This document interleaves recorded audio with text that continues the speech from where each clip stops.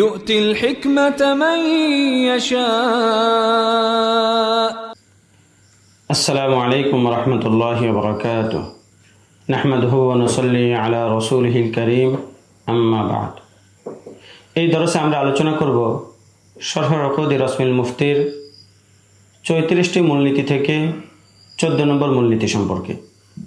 14 নম্বর মূলনীতি হলো, যদি কোনো মাসালায় আসহাবে মাযহাব তথা ইমাম আবু হানিফা, আবু ইউসুফ, মুহাম্মদ, জুফার, হাসান বিন জিয়াদ ইত্যাদি ইমাম আবু হানিফা রহমতুল্লাহ আলাইহি যারা ছাত্র, তাদের মধ্যে ইখতিলাফে আকওয়াল থাকে, মতবিরোধ থাকে, সেক্ষেত্রে যার দলিল শক্তিশালী হবে তার কওলটাকে অবলম্বন করতে হবে।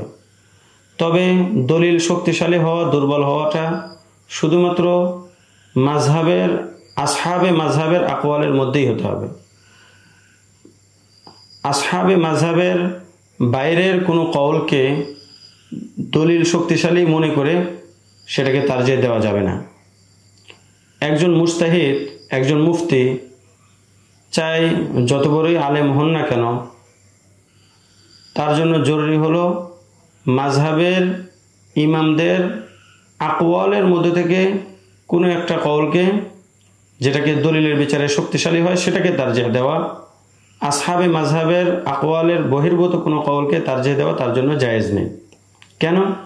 কারণ হলো আসহাবে মাযহাব তারা ইলম, ফাহাম এবং ইজতিহাদে পরবর্তী উলামায়ে কেরাম থেকে অনেক বেশি অগ্রগামী ছিলেন।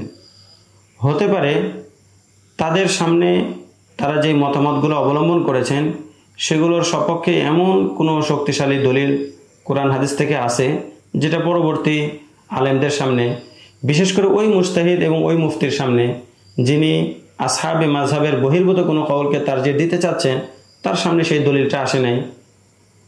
এই জন্য দলিলের ক্ষেত্রে কুওয়াত ও যরফ দেখা হবে ওই আকওয়ালের মধ্যে যে আকওয়ালগুলো আসহাবে মাযহাব থেকে বর্ণিত আছে, এর বাইরে নয়। এর একটা দৃষ্টান্ত দিলে ভালোভাবে বুঝে আসবে। আল্লামা কাসিম বিন কুতলুবুগা শেখ ও ওস্তাদ মুহাক্কিক ইবনুল হুমামের ব্যাপারে বলেন, আমার ওস্তাদের সেই সমস্ত আকওয়ালের উপর কখনোই ফতোয়া দেওয়া যাবে না, নির্ভরযোগ্য নয়, যে কওলগুলো মাযহাব থেকে বিলকুল্লিয়া খারেজ, মাযহাব বহির্ভূত যেই কওল, সেগুলোর উপর ফতোয়া দেওয়া যাবে না, আমল করা যাবে না। সুতরাং আমরা বুঝতে পারলাম 14 নম্বর কায়দাটা হলো আসহাবে মাযহাবের আকওয়ালের মধ্যেই থেকেই শক্তিশালী এবং দুর্বল কওল দলিলের বিচারে নির্বাচন করে শক্তিশালী কওলকে অবলম্বন করতে হবে। এখানে আল্লামা কাজী খান গুরুত্বপূর্ণ একটি কথা উল্লেখ করেছেন। তিনি বলেন, যদি কোনো মাসালার মধ্যে আসহাবে মাযহাব থেকে রেওয়ায়াতে জাহিরার মধ্যে মুত্তাফাক আলাই কোনো কওল বর্ণিত হয়, তাহলে মুজতাহিদের জন্য, কোনো মুফতির জন্য কখনোই কোনোভাবেই সেই মুত্তাফাক আলাই কওল থেকে উদুল করা, সেটাকে বাদ দিয়ে অন্য কওল অবলম্বন করা, আমল করা, ফতোয়া দেওয়া কখনোই জায়েজ নেই। কেন? কারণ হলো যে আমাদের ইমামদের মুত্তাফাক আলাই কওল, এটা অবশ্যই এটার পক্ষে এমন কোনো শক্তিশালী দলিল আছে যেটা সেই মুজতাহিদ বা মুফতির সামনে আসে নাই। এই জন্য মাযহাবের মুত্তাফাক আলাই কওল থেকে কখনোই উদুল করা যাবে না। আরেকটা বিষয় হলো যে শুধুমাত্র 3 কারণে ইমাম আবু হানিফা রহমতুল্লাহি আলাইহির কওল থেকে উদুল করা যাবে, তার কওলের বিপরীত সাহেবাইন ও গায়রার কওলকে তারজিহ দেওয়া যেতে পারে।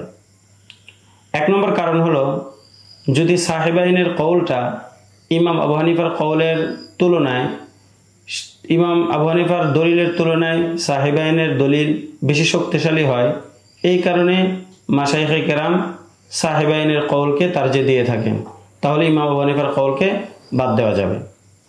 2 নম্বর কারণ হলো, যদি কোনো মাসালার ভিত্তি ওরফের উপর হয় আর ওরফ পরিবর্তন হয়ে যায়, তাহলে ইমাম আবু হানিফার কওল থেকে উদুল করা যাবে। 3 নম্বর হলো, জরুরতের ভিত্তিতে, যুগের পরিবর্তনের কারণে জরুরতের ক্ষেত্রে যদি কম বেশি দেখা যায়, তাহলে সেক্ষেত্রেও ইমাম আবু হানিফা রাহমাতুল্লাহি আলাইহির কওল থেকে উদুল করা যাবে। এছাড়া অন্য কোনো কারণে ইমাম আবু হানিফা রাহমাতুল্লাহি আলাইহির কওল থেকে উদুল করা কারোর জন্য জায়েজ নেই।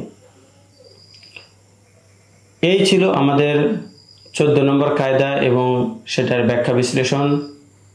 পরের দরসে ইনশাআল্লাহ আমরা 15 নম্বর কায়দা সম্পর্কে আলোচনা করব। আসসালামু আলাইকুম ওয়া রাহমাতুল্লাহি ওয়া বারাকাতুহু। ومن يؤت الحكمة فقد أوتي خيرا كثيرا وما يذكر إلا أولو الألباب.